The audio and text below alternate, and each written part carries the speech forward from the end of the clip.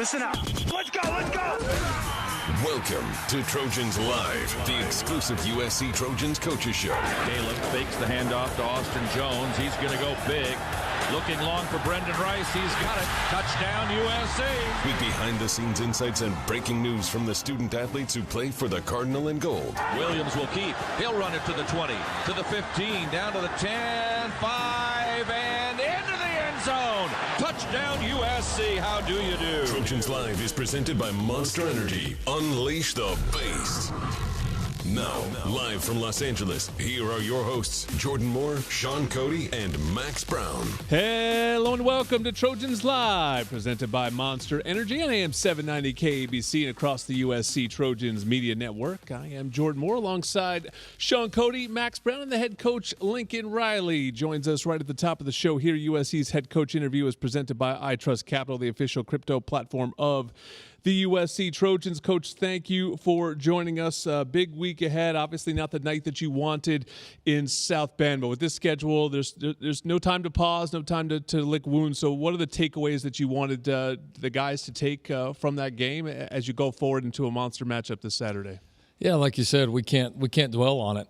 That's the main thing. We've got some big opportunities in front of us right now as a football team. We're disappointed with the way we played. That's not certainly representative of what we expect. Our expectations are standard, just a lot of missed opportunities in that game that we certainly we regret, and we hate that we missed them and we weren't at our best, because I think our best would have certainly been good enough. But you got to bounce back, right? And this is obviously the perfect game, perfect opportunity to be able to do that against a really good Utah team that we know obviously very, very well, and a staff and players in terms of Utah that we have a lot of respect for, and you got to give them a lot of credit with what they've done over the last several years. So it'll be a big time matchup, and our guys I think have handled it well. It was very disappointed locker room, but certainly not defeated by any stretch, and they came back with a lot of resolve today at a very spirited practice. We know that we haven't been at our best here for a few weeks. We haven't been clicking quite on all cylinders. We're very aware. We're also very aware of what we're capable of. And a lot of times, when things aren't going your way in this game, you can feel like it's really, really far away, and in reality it's not. And there's a couple of things here or there that if we can flip it, which we can, then this team can play very, very well and can beat anybody on our schedule the rest of the way through. And our guys believe that, they see that, and now we've got to go. We got to go work. We've got to roll up our sleeves. That's the only way. When you're in a little bit of a rut, that's the only way you get yourself out of it, right? You got to go back to work, and our guys have certainly had that mentality so far. Coach, I think your statements really ring true with the offense. You've always had such a high standard for that side of the ball, but it just looks like something's not right. And when I watch it, I see one player here making a mistake. I see a drop pass. I see a penalty, and other than that, it's like this offense is there. It's just that consistency of play at every position that you're not getting right now. How do you get the guys to buy into the thing and say, hey guys, we're close, but this guy on this ball, this guy on this side, how do we get that all on the same page so that the offense is clicking in the right motion? Yeah, it's like you said. I mean, we've been a group that over the last couple of weeks we've kind of just taken turns making mistakes. It's not, I can't point to one position group or one player and said, man, that we really need this group to get going because other groups are really operating at a high level. We've kind of just been one guy here, one guy there, and then it's been at just such inopportune times. And then we've had some opportunities that we haven't taken advantage of. I mean, a couple plays the other night. I mean, even the first interception, if we get that ball to Lake, he's probably running for 40 yards. I mean, and you talk about a huge momentum play for us. We just converted a 3rd and long. You talk about a huge momentum play that all of a sudden flips and goes the other direction, or you think about the penalty on Caleb's touchdown run. All of a sudden it's a tie game, and that whole thing feels different. And there's just countless of those throughout the night. And so, yeah, I mean, I think you have to show them. You have to show them. You have to make it very clear what we're doing well. You got to make it very clear what's holding us back. And then the guys have ultimately got to make the decision to go put in the work to correct the things that we got to correct, and then go out on game day and play more consistent with all 11. And that's what good offensive football looks like. And you can That's the thing, man, is you can have 9 or 10 guys doing it so well, and then just that one guy, especially against good teams and good defenses like we faced last week and like we're getting ready to face again this week, you got to have all 11 clicking. And when we do, we can play, but we got to do it more often, and we got to do it now. It's been a while since we've won in South Bend. I mean, it's since 2011, and it feels like every single year that we are playing there, we get there, and then there's just a different feel to that game, different pace, different mold to that game. What makes that environment so tough, and are the issues that you may be seeing on film walking away from Notre Dame, are they new issues? Are they the similar issues maybe to what you've seen previous weeks? What about that atmosphere brings that about? In no disrespect to Notre Dame's atmosphere, it's fantastic. It was a really fun place to play. I enjoyed it. I'll look forward to going back there again here in a couple years. I don't think that had anything to do with it. 5 turnovers had everything to do with it. I mean, we turned it over 5 times in one game. I think we turned it over 7 times all year last year. I mean, there's a lot of good in that game. We played well enough defensively to win that football game. We gave up 260 yards of offense. We gave up 1 true touchdown drive. Mm-hmm. Our specialists were awesome. The field goals, the punt team, awesome. There were a lot of positive things offensively that we just weren't able to sustain. But I mean, you could take all the good things you want. When you have 5 turnovers and the other team has 0, that's tough to win. It. I mean, that's the whole game right there. And then not just the turnovers, but when you are the team that's going on the road, you're in somebody else's place. It's not just the turnovers, but the momentum that goes along with those, the flip of momentum, because those turnovers they're like all 3 of the offensive turnovers in the first half. There were like big plays, like right there, all 3 of them, and on different groups while we didn't execute it. But you talk about you make 1 or 2 of those and the momentum and the whole thing feels completely different. And that's what you got to do on the road, and we didn't do a good enough job of it. You're listening to the head coach, Lincoln Riley, on Trojans Live. Caleb Williams has been so magnificent during his time at USC. It obviously was not his best night. How did you evaluate it, and what was your takeaway in terms of his performance? Yeah, I mean, he first throw obviously was a little bit high there to Lake and he had a little bit of pressure on that one. But yeah, the other 2, I thought just there at the end of the first half, he got frustrated and was, I think, desperately trying to make a play, and that's just not. There's times in a game for that, but the second quarter's not that time. No matter how poorly you've been playing or how much the momentum's against you, and so. Yeah, listen, he more than anybody wishes he had those back, and but I thought he settled down and came in and played a good second half for us. I mean, we had the big drive there to end the half that got points, and I mean, our locker room, like everybody in that locker room, thought we were going to win the game. And I told the coaches on the headsets both times when we got it to down 11 that if we get one more stop and get the ball back and score, we're going to win this thing. Because you could just – those in the stadium, you could kind of feel it. Like we were making that. It's like, man, you push it to a one-score game, all of a sudden all the pressure and all that flips over on those guys, and we'll have all the momentum. And we obviously just couldn't get that stop. That was the one touchdown drive we gave up defensively, and then obviously gave up the kickoff return. So, yeah, saying I'd say, I mean, he rallied and played better for us in the second half, settled down like I obviously knew he would. But, yeah, he knows he's got to play better and he's got to get coached better. Coach, special teams wise, you mentioned it. You take that big one in coverage there. You don't find a way to get the guy down. Special teams wise, all year kind of up and down. Some great moments, some tough moments. So how do you get that fixed in the coverage game where you guys are playing a more consistent brand of coverage and keeping these guys at the 25-yard line or less? Yeah, no, the kickoff team was the big obviously disappointment in the game because really. I mean, we got, I think right now, the number one punt return team in the country. Yeah. Dennis has done some really, really good things for us. I know we had kind of the wild deal at the end of the game the other night, which obviously wasn't his fault, but Dennis has been consistent for us. We've punted the ball well. I mean, we've done we've been a much improved special teams unit. I mean, no question. We are winning. We have won games and have had huge contributions on special teams that we didn't have last year. So overall, I've been really pleased with it. The kickoff return obviously was the one that kind of broke our back the other night. And those are the ones that you obviously cannot give up. And, you look up and at one point, I think we have 4 different guys on the ground and you missed 2 tackles. And, I mean, it's that was obviously a huge momentum play, and we've been pretty solid there. But it was our worst night on kickoff, and it'll be a big point of emphasis going forward. I've been wanting to ask you this for a while, and it feels like this is the perfect opportunity too. You're like many elite coaches. You don't have a dedicated special teams coach allocating those resources to. I think in your scenario, have maybe 2 receiver coaches. I remember when I was here, people were critical of spending too much time on special teams. So it's funny how that can be contradictory there. But what goes into making that decision, and where did that philosophy of yours stem from?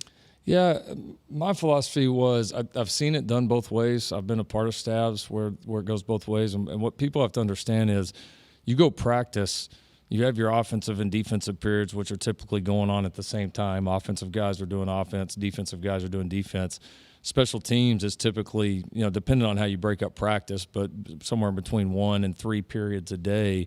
And there's that one time where everybody's working on special teams. And the thing that I never liked about a special teams coordinator was, all right, well, what's he doing the other 75% of practice, right? And you can supplement here and there, but my thought process was, we've got all these coaches that, because every coach, when you come up as a GA, you come up as a student assistant, whatever it is, a quality control, you have special teams responsibilities. And then every single coach, whether you have a special teams coordinator or not, is coaching the tackles on the punt team, you know what I mean, or the jammers on the punt return team. So everybody that you bring in has experience being a part of these units. And so my deal was, all right, if I can have another position coach that's working with that offensive or defensive position 75% of the time, and then I can break these up where one coach has these differing units, you still assign other coaches, then that's going to make the most sense in the long run. And then, it was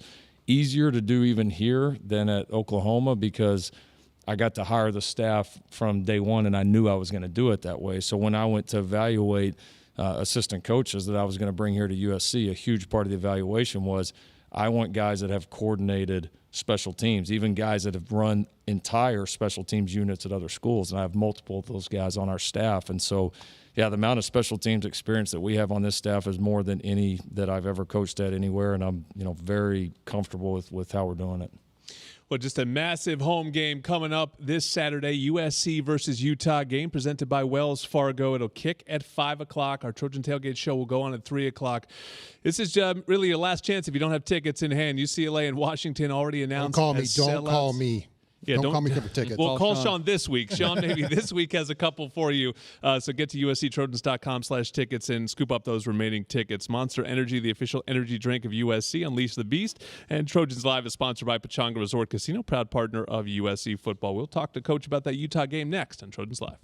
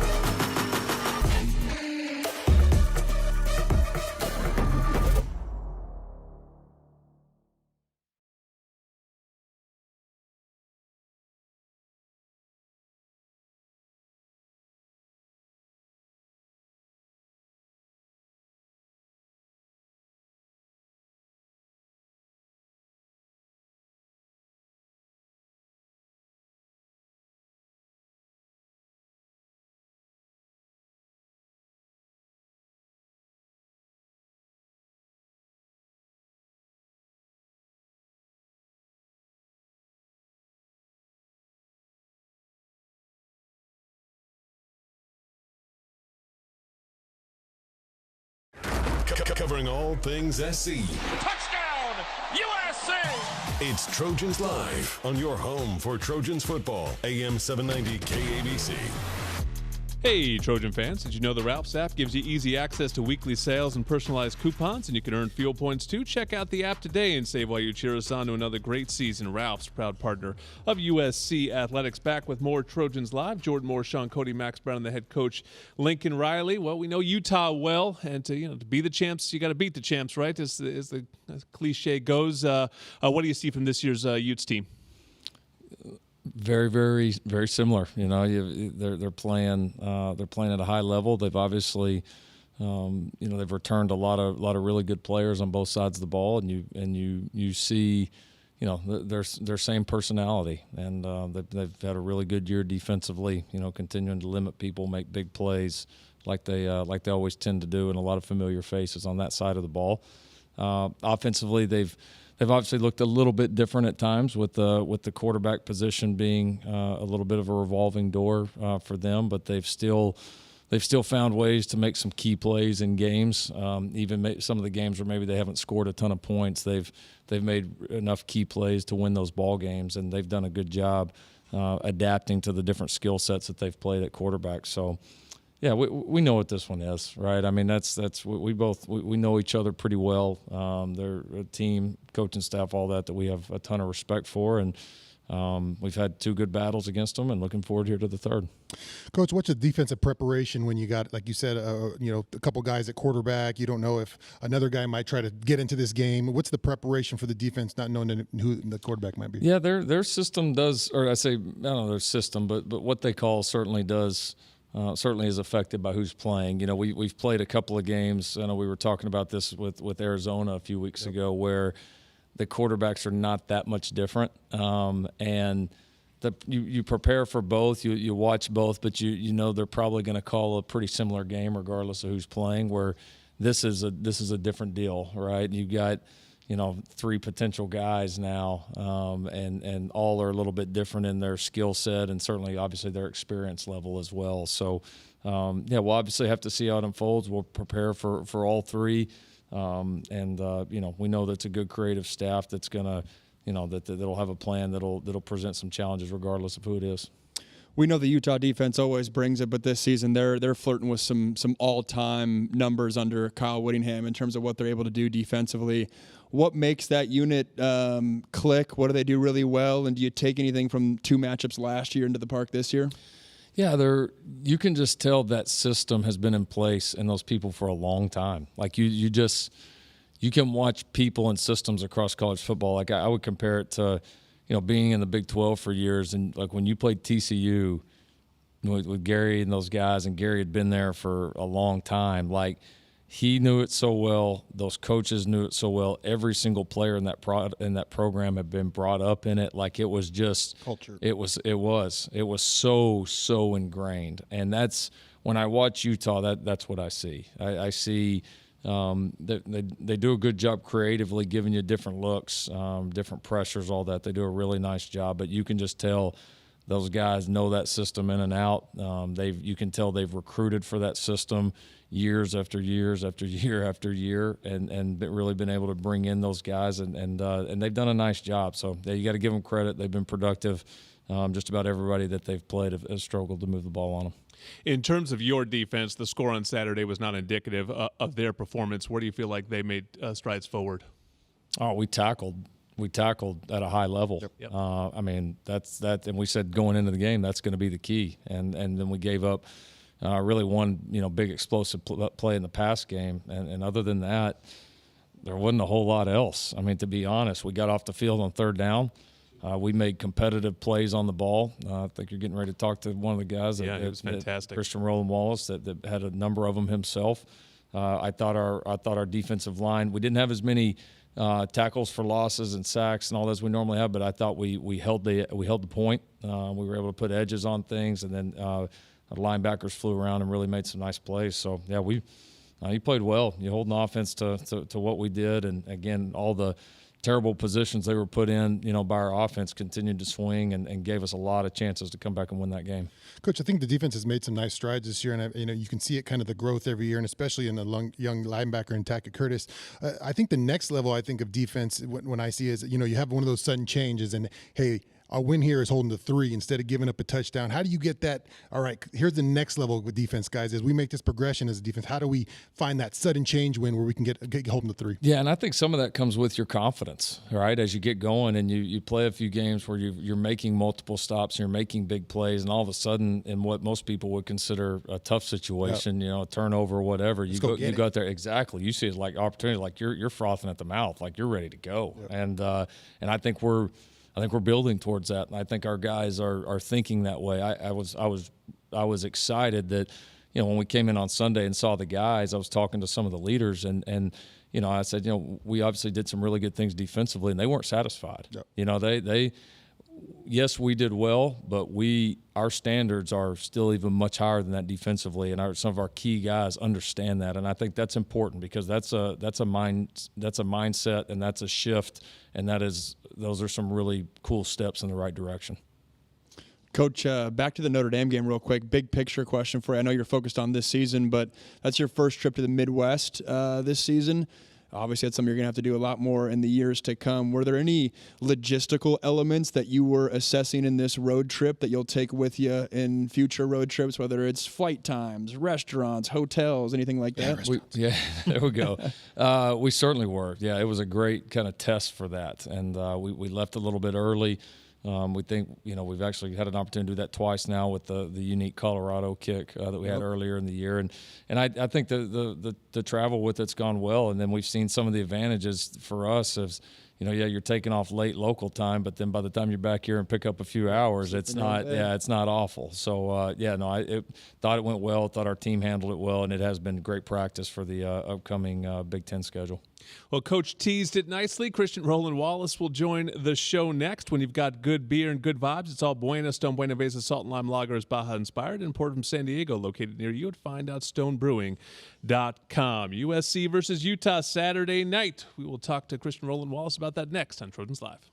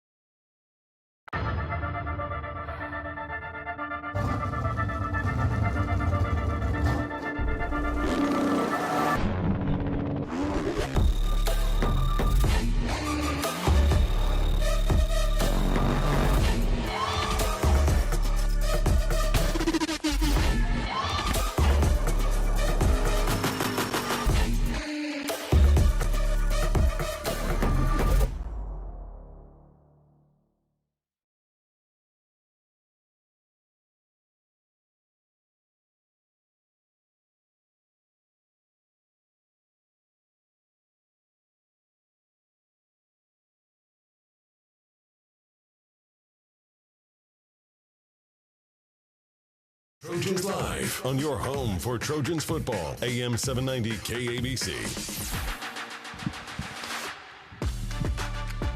The Best in the Game is brought to you by Old Dominion Freight Line, official freight carrier of USC Athletics, helping the world keep promises. Christian Roland-Wallace, certainly one of the best in the game. A disappointing night in Notre Dame, but the defense played pretty well, and Christian Roland-Wallace was fantastic. So congratulations on that performance. Jordan Moore, Sean Cody, Max Brown. Great to have you with us. Redshirt senior, transfer from Arizona. We were just talking about how the defense seems to be getting better week by week. Where do you see the improvement on that side of the football for your unit? I think we're taking the right steps, and it's happening slowly but surely. So, yeah. Talk about your matchup on Saturday night with Evans, their tight end, a fantastic tight end. Was the game plan going in to try to get you on him, or is it just kind of the way things motioned over and how things rolled over that you were on him most of the night? It's just the way things turned out. I just happened to be on him. So when you were on him, where you were like, man, all right, I got to come to play because you had some nice PBUs when you were on against him. Nah, I just thought the play. I didn't think anything of it. So, how does the mindset change when you're a true corner on the outside versus maybe getting more of the nickel action and moving there? How's the approach change for you? It is a bit different, but I always looked at myself just as a football player. So regardless where I'm at on the field, wherever the coaches need me at, I'll be available. And yeah. Well, we got to know you or got to watch you during your time at Arizona play against us. You had one last year. Why did you choose to come to USC? First, when I hit the portal, I had no idea where I'll land. But when Coach Dante and Grinch and Coach Riley, they all reached out, I knew this was a place I wanted to be at, and I'm glad things turned out the way it did, and I'm excited for what we have. Talk about your year here. It started out, the rotations at cornerback, who's going to play kind of thing, and you didn't really get to shine. You had to take off that one game, or was it a half that you missed there where you couldn't come out and play, and now you've kind of become that lockdown corner fest. You talk about the year, how it's gone for you, and that transition of being like, all right, I'm on the outside looking in now. I'm that lockdown guy. It wasn't bad. I just know all the decisions that the coaches make. I trust him. I trust in his team. So, yeah, I just follow suit. Didn't dwell or anything. When I felt like or the outside world felt like things wasn't going my way or anything like that. But, yeah, I'm just excited for what's forward. You wore number 4 at Arizona, right? Yeah. I used to wear 4 here, and I covered a couple of your games at Arizona. I remember thinking when you transferred over here, I wonder, and obviously Max has the number now, but was there a significance around the number 4, and how'd you pick the jersey number you got this year? Yeah, 17. I did wear that in high school my freshman year, so when that was kind of available, I kind of took it. So, yeah, makes it easy to me. Yeah. You're listening to Christian Roland-Wallace on Trojans Live, and you know what happens when you transfer in conference? You end up seeing the team you transferred from. You played against them in the previous week against Arizona. What was that experience like for you, going up against so many guys that you had battled in practice with and had been your teammates? It was good. I feel like they played well. I tip my hat off to them and those guys. No bad blood. I wish nothing but good things for them in the future. But it was a bit weird feeling. Sure. Just kind of seeing them. So coming into the year, someone I talked about, Christian Roland-Wallace is coming, and everyone mentioned the first thing that come out of them, big corner, physique, he's physical, he can get after it. And I'm a little disappointed tonight you're wearing the sweater. I want to see something tight and fitting, but talk about the importance of looking good out there, man, when you strap it up and those guns are showing off in the sun. I don't know. I guess I looked the part. You're not missing out on TV arms, right? You get those things, right? Yeah, no, I'm in there with Wiley. We get into it. Well, what was so funny was when you did sign, the clip that was going around that people were excited about was you playing against us and basically wrestling Drake London for 60 minutes. So it was sort of, it was that sort of physical performance that had everyone excited. Yeah. Was it weird, I guess from our perspective, we get you, get Dorian Singer, get Keon Bars, and it was like we're just, raiding Tucson to recruit the portal there. Did you guys talk at all during that process that you were coming to SC, or did you just show up here and, hey, we're all wearing the same jersey now? Yeah, we kind of all just showed up. We all hit the portal during different times, and we just all happened to be here. Yeah. So no communication at all during that, and it was just, hey, it happened to work out that way? Yeah, during that time, I actually, when I came up here, I happened to see Dorian. I had no idea he was going to be here. That's funny. And Keon, when he hit the portal, he was the first one to commit, so we already knew he was coming. So, yeah, it just all fell into place, so. Well, it seems to be falling into place for the USC defense, getting better each week. Christian Roland-Wallace had a big game in South Bend, and we'll look to match that effort on Saturday against a tough Utah team. Again, that game kicks at 5 o'clock. It's presented by Wells Fargo. The Trojan Tailgate Show presented by Yeti will go on at 3 o'clock, and we'll talk to you then. Have a great game. Enjoy the Coliseum on Saturday night. It should be rocking. Don't wait until game time to plan for retirement. Open your free iTrust Capital account today and get your crypto IRA. iTrust Capital is the official cryptocurrency platform of the USC Trojans. When we get back, we'll do a couple segments of Football Roundtable this week. We'll look back at that Notre Dame game next on Trojans Live.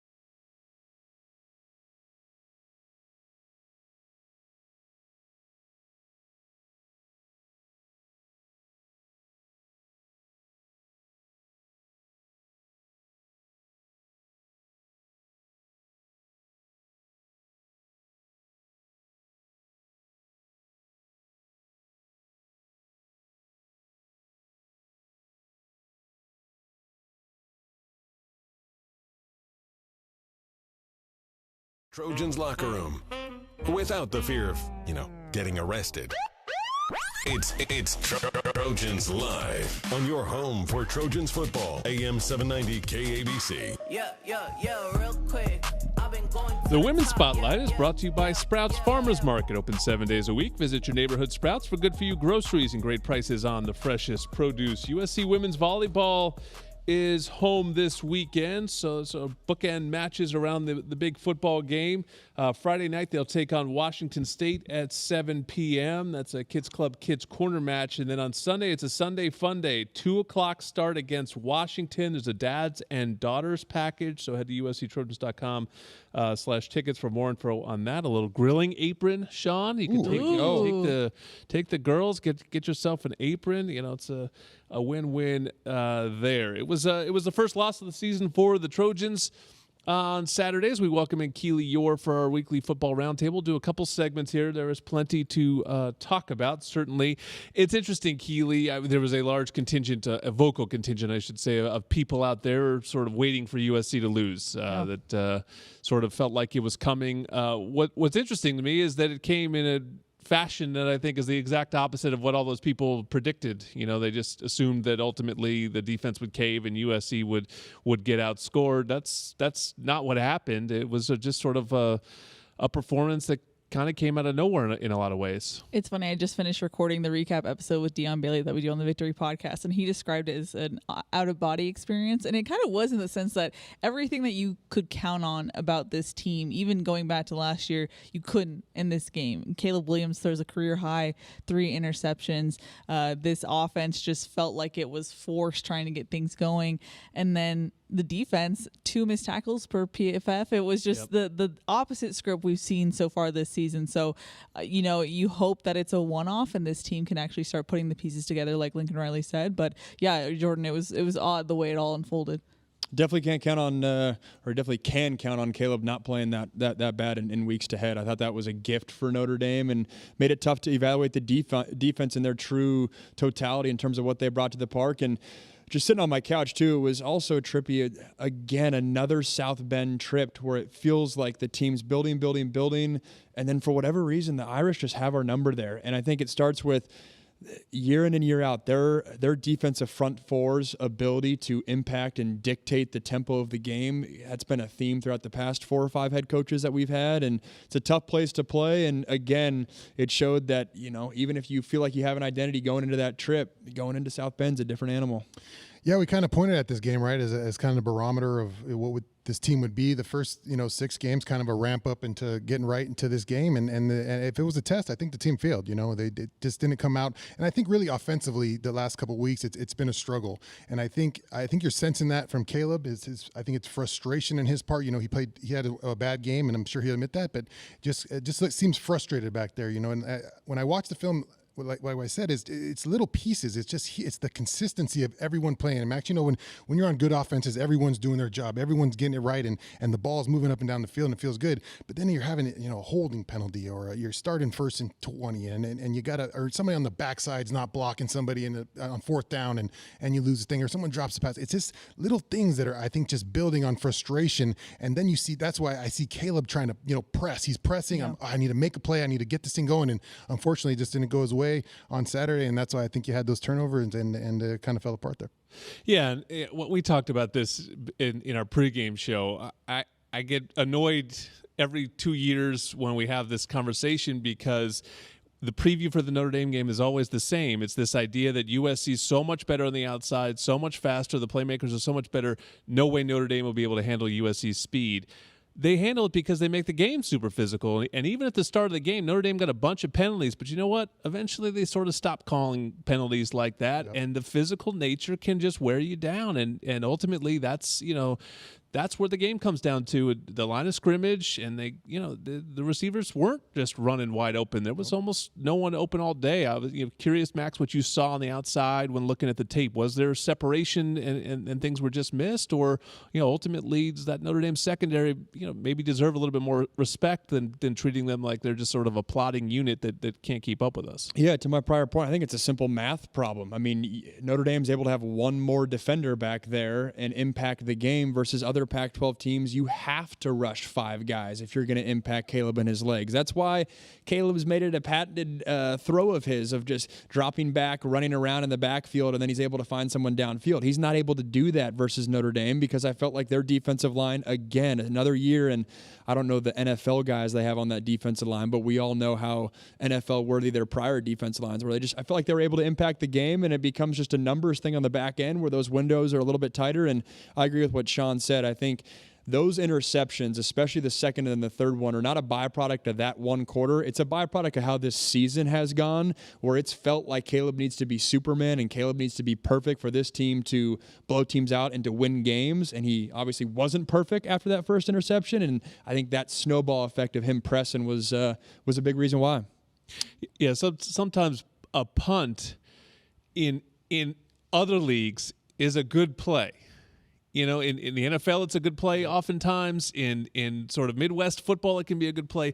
In our league, it's not really. You know, Oregon and Washington, you know, we watched that before. Those guys didn't want to punt. They didn't even want to kick field goals because they were so scared that you're just going to give the ball back and they're going quickly down the field. And sometimes it can feel that way in our league. And I think it takes some time to adjust that those sort of desperation interceptions that the coach was talking about, those were like in a 10-3 game. You know, the USC was right there. And so, you know, you throw the ball away. It can be frustrating when you need to score 45 points to win a game, but that game just maybe took them a little while to adjust to the fact that it was not a Pac-12 game. That game just felt different very quickly. Yeah. It was interesting, too, because like you guys have mentioned, it felt like he was pressing it. If the interceptions were a result of him not having confidence that the other guys on the field could also get it done with him, which was interesting considering that you had Zachariah Branch come back, and he was one of the guys who was actually getting it done on offense. So I thought that was interesting. Maybe it was a result of not having a playmaker like Zachariah with you for the last couple of weeks that he was pressing. But, you know, it was interesting seeing we've seen Caleb Williams' team kind of off for the last couple of games. Yeah, and I think the offensive line is getting a lot of flack, and you give up 6 sacks, and it's not a good night by any means. But I think they just wore down. To me, a lot of the sacks were in the second half. It was Notre Dame knew USC was trying to, you know, pass the ball, and they had their ears pinned back, and the offensive linemen were just taking bullets at the end. They started out the game, not too many pass pro is pretty good. The run blocking has struggled a little bit, I think, in the last couple of weeks. It hasn't really opened up those holes, and I think also the running backs there's not really a cohesion, I think, with the running back with the offensive line and running back game where they're on the same page and they know where they want to hit these holes, because they seem a little bit off in that aspect, just finding where exactly they want to attack on those defense. Yeah, it's interesting. You watch football on Sunday, and Jordan Addison scores a touchdown every week. But then I watch us on Saturdays, and I sort of see that the interior offensive line and run game is just not popping the way it was last year. And I wonder, you know, who do you think this offense misses more, Andrew Voorhees or Jordan Addison? Both I think have been very difficult to replace. Yeah, Jordan Addison's ability to take the top off the defense. I think we were expecting that from a couple different guys and haven't felt that impact. That's a good point. I'll go Addison just because first-round receiver, difference maker. But that downfield threat, you felt them loading him up for that last year. We haven't felt that this year. I think it was something that we had previewed coming into the season. How is this offensive line going to gel? Because you lose so much experience, and I don't think we fully saw the impact of that lack of chemistry or experience until this game. And so that's something where I've been looking for, but then it really popped its head there. So I think Voorhees would be my answer. Maybe throw a Nealon in there as well. Yeah, we talked about him too on the show, and I think you particularly see it sometimes on the road because you need to be so much more together on the road as an offensive line when you're dealing with the crowd noise and all the other stuff that comes into it. Want the inside scoop on this game and all things Trojans? Be sure to sign up for the 3 Torches presented by Smart and Final. It's a free newsletter that'll hit your email inbox 3 times a week with game info, player insights, and more. Go to usctrojans.com/3torches and sign up. All right, we come back. We're going to preview this huge game against Utah. We've been waiting a year for this one, an opportunity for redemption for the Trojans. We'll talk about it next on Trojans Live.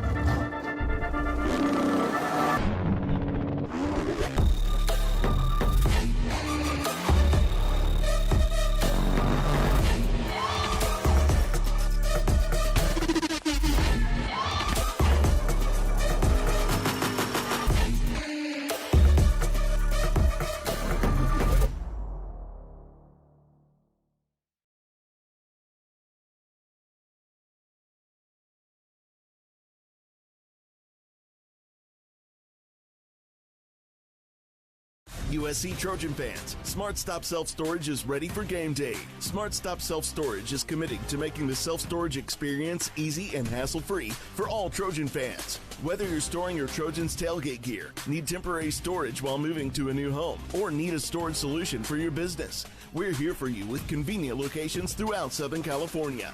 Smart Stop Self Storage, the smarter way to store. Visit smartstop.com to reserve your space today. Fight on. Fight on.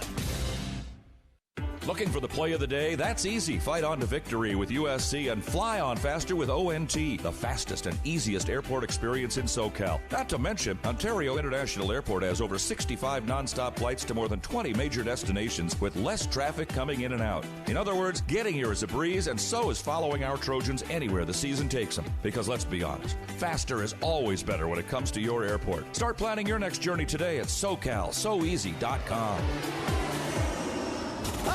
Cue up the band, because Trojans Live is back exclusively on your home for Trojans football, AM 790 KABC. Monster Energy, the official energy drink of USC, unleashed the beast. Fight on Trojans and fly on with ONT. Ontario International Airport is a proud sponsor of our USC Trojans. Visit SoCalSoEasy.com to book your journey through ONT today. Back on Trojans Live, Jordan Moore, Sean Cody, Max Brown, Keely Yor talking about USC versus Utah, and the second half of the schedule just continues to give us great game after great game. It's going to be a fun one on Saturday night. Imagine it will be very easy to get the team motivated, not only coming off a loss, but the team in Utah that took really everything away from USC. Their conference championship, their spot in the playoff was all there for them, and Utah became the team that got them twice last year. And in that sense, Keely, I think it kind of is the perfect opponent. We were sort of talking about how maybe USC was the perfect opponent for Notre Dame that was coming off of its sort of slump. I think Utah sort of serves that same potential purpose for the Trojans. Just very easy to refocus, motivate, and get going for Saturday night. 100%. This is the game that you probably thought about all off season. It's a game that still your priorities are in front of you. Pac-12 game. You're still undefeated in the Pac-12. And for Caleb in particular, I always think that it was Caleb's hamstring that took him out of the Pac-12 championship game. It wasn't Utah, and I know that will probably get some flack there, but I don't know why there's flack. I see this all over X. It's this idea that Utah was the one that shut Caleb down last year is absurd. He was lights out in the game in Salt Lake, and he was completely dominant for a half in the Pac-12 championship game.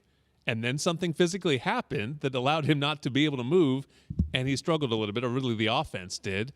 It's a pretty bizarre take to be like, oh, they solved him. Yeah. You take the heat. Sorry, Jordan, I'll just yell. Please jump in. It's at More Sports on Twitter.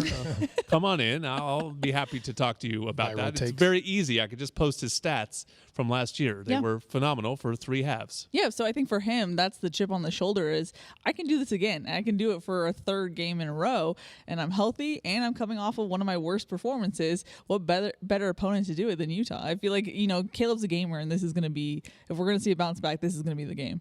He'll have that edge for sure. I mean, this is a Utah defense. I alluded to it in my question to Lincoln, but they're flirting with some historical numbers under Kyle Whittingham, what this defense is doing. The offense is terrible, and the defense is lights out, and they're single-handedly winning them games, which is impressive. They only have 1 loss, but there's a reason that we're almost favored by a touchdown, and Utah's ranked higher than us. I know it's a home game, but it just speaks to we'll see if Cam Rising's playing. That still remains the buzz in Salt Lake radio. I don't think he's going to play just based off my read of private doctors and all that, but this is a game to get right. Something to note, Cole Bishop, their star safety, had a controversial targeting call in the second half, so he'll miss the first half, which I know they're all pissed about, but it's a Utah team, classic Kyle Whittingham. They've been decimated by injuries. It's been next man up, and they've been lights out defensively. Yeah, I think we're going to figure out about USC. This is, coming off a loss. It's always the first team's test. This team, Lincoln Riley has always found a way to get his teams ready after a loss, but every year is different. And this year, this team has to figure out how they bounce back. Are they going to be the kind of teams that bounce back and get it right this week? Are they going to jump back on it? Let's get to work and try to figure things out. Or you can go the other way too. So we're going to figure out this team this week. Are they going to try to get things corrected that they want and get back in a revenge game against Utah? Or are they going to try to, or they can take that other route as well. So we're going to find out about this team a lot. And Utah, to Max's point about the way their season's gone, they need turnovers in this game. They'll actually look at the Notre Dame game as exactly what they want to do to USC, which is turn them over, score when you get short fields. Utah has this streak of getting pick sixes. If you watch their game against UCLA, which I think the final score was 14-7, is that right? Was that game? Mm-hmm. We watched that in a hotel before a game. They opened the game with a pick six. They were happy to punt the rest of the game. And that's, pretty much what Notre Dame's strategy was on Saturday night was we're going to put you in a really long field. If you get over aggressive and make the mistake, we'll take advantage. Otherwise, we'll just keep pushing you, not putting you in short fields. And so it does feel like a massive field position game for the Trojans. Utah wants to make this game grimy and close and low scoring, and their 3 conference wins, 2 were against brand new quarterbacks in Dante Moore and Fernando Mendoza at Cal. They took advantage of them exactly like they should. And then DJ Uyunglele, he's been playing really well the past couple of games. 3 games ago, he did not. He had that, to your point, an interception that came out of nowhere that kept Utah in that game in the second half. So playing clean football, but this is a matchup, if I'm Caleb, they have not seen a quarterback even remotely close to Caleb, where I think it's going to put pressure on this Utah defense that they haven't seen this season. Yeah, and a great game to be at home, too. Usually this one kind of falls on the whoever's at home wins this one, so good thing the Trojans are coming back home. And fast starts, too. We talked about it. I thought they needed one against Notre Dame. Lincoln Riley's team's sort of known for getting out early. He takes the ball. He likes to play from in front. We talked about some issues holding leads a couple times, against Utah last year. But last couple weeks playing from behind, it all of a sudden made it look a little bit harder, and it just felt like the Trojans were playing uphill all last week. Yeah. And Max, I'm going to your knowledge here. Dion said that Utah's defense was similar to Notre Dame's. Is that correct? I think in terms of identity, yeah, priding themselves on their front 4, their front 7s, active linebackers. I think the level up that Utah's taken since Dion and myself have been here is their secondary. They got some good players there. So they're putting guys in the league. Putting guys in the league for a little while now. Yeah, don't sleep. Their captain, Cole Bishop, their safety, they're all everything guy out the first half. Not and insignificant. Such a weird vibe when you have to sort of come in to start a second half. We've seen that that guy that he disappears and tries to go through a warm up in the locker room and that whole area. It's a very difficult on the players to do a half game suspension. That's something that doesn't really exist. I don't think in any other sport other than college football. Trojans Live is sponsored by Pechanga Resort Casino, proud partner of USC football. Our over-under is next. You're listening to Trojans Live. It's time to recharge, reconnect, and rediscover.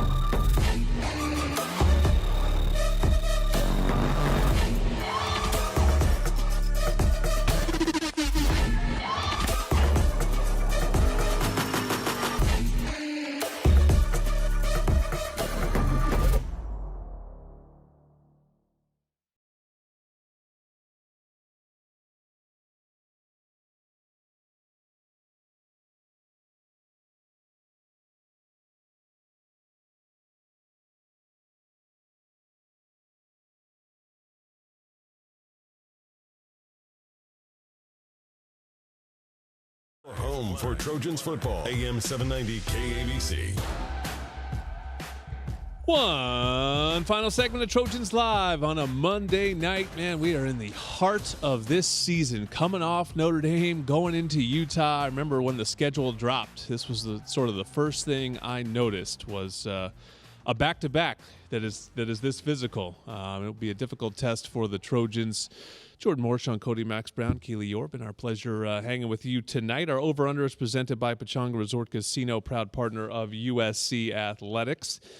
All right, guys, just looking at the way things are laying out in the conferences, that's really where now USC switches its attention. Not that the playoff chances have disappeared by any means, but the real positive is that you're still sitting as one of the two unbeaten teams in the conference with Washington. Over under 1.5 conference losses to make the Pac-12 championship game. So will there be a 2-loss team in the Pac-12 championship game? 2 conference losses. Just to clarify. I feel like we've been asked this before. I think I asked a version of it. I think I asked if a team will go undefeated this year in the Pac-12, which no one ever has. Okay. So this is a question, to the Trojans or Washington or Oregon, can you lose 2 and still make it? That's tough. Oregon State's the big kicker because I feel like Husky fans, Duck fans, and Trojan fans are not counting Oregon State in their loss column, but Oregon State's a top 15 team, so don't sleep on the Beavs. They finish Washington, Oregon. Yeah. Last 2 games that Oregon State does. Yikes. And they still have Arizona sitting there, which Max Brown just collecting his Arizona money. Yeah, no, seriously. And I misspoke. Yeah, Utah fans, because Utah is still in the conference they only championship. have 1. I'm going under. I think when it's all said and done, the 2 teams that find themselves in that championship game will not have more than 1.5 losses. He's the Pac-12 guru, so I'm just going to take what he said, under. Nah, I'm with Max. Under. Let's go. Squad effort. What do you got, Jordan? Squad effort. Well, it's interesting. I mean, I think it's probably over. I think there's more cannibalization to come. I think there's tiebreakers to come, and it'll be interesting to see how those tiebreakers shake out, even in a 1-loss world. Imagine a world in which, USC goes on, beats Utah. Let's say they hold serve at home against Washington. That's Washington's 1 conference loss. Oregon already has 1. USC loses at Oregon. Imagine that, and you get 3 1-loss teams. Like that's Pac-12 football for you. And so I just think it ultimately comes down to tiebreakers. But that's even what the scenario I just presented. That's too clean. Yeah. It just feels like there's more cannibalization to come. If a 2-loss team wins it all, then there's no Pac-12 playoff. There's no Pac-12 playoff. Right, which is exactly what happened last year when Utah beat USC. And that's what you're pulling for, Jordan? Come on. I'm not pulling. No. Let's be clear on that. Not pulling for that scenario, but that's what happens, and it's it would be disappointing certainly to have the league not represented in the playoff. But you just saw, you see with that incredible Washington-Oregon game. Not a lot to separate those teams. If they play again in Vegas, or if they were to play all of a sudden in Oregon, the results could change very quickly. So we'll see how it goes. Thank you to everyone for listening tonight. Ben Conroy counting us down, always in our head, doing a great job. Drew DeHart, Rick Cutler, thanks to Herman back at the studio. Big week ahead. USC versus Utah Saturday night, 5:00. We'll see you at 3 for the Trojan Tailgate Show. Fight on. You can't spell victorious without USC. 4th and 9. This is the ball game. Takes the snap, steps up in the pocket, throws for the end zone. It is caught.